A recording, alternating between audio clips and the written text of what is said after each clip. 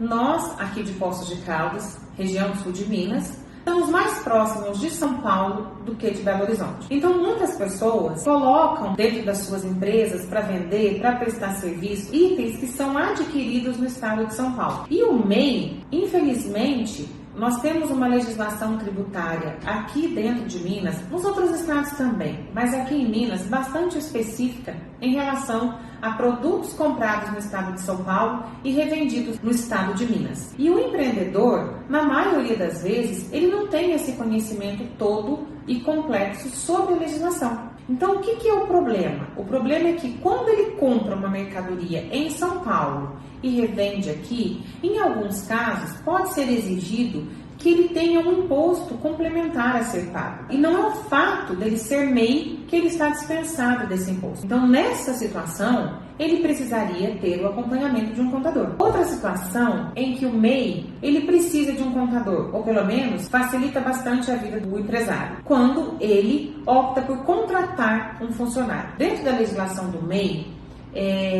ele tem essa possibilidade, ele não perde o regime tributário do MEI, ele não vai ser excluído do MEI se ele tiver até um funcionário. Mas existem algumas regras para essa contratação. Esse funcionário ele tem que estar recebendo o salário mínimo da categoria. Se ele tiver um salário maior que o salário mínimo da categoria, isso é fator de exclusão do MEI. Esse funcionário ele vai ter todos os direitos trabalhistas sendo contratado por um MEI, assim como se ele estivesse sendo contratado, por exemplo, por uma multinacional. Ele tem direito ao fundo de garantia, vai ter que ser feito o recolhimento de INSS, acompanhamento da questão da classe sindical dele, entrega de alguns informativos obrigatórios pela legislação. Relatórios esses que para o empreendedor que não está habituado com a atividade contábil, ele vai ter uma dificuldade muito maior para fazer e ainda corre risco de erros. E esses erros podem ocasionar o quê?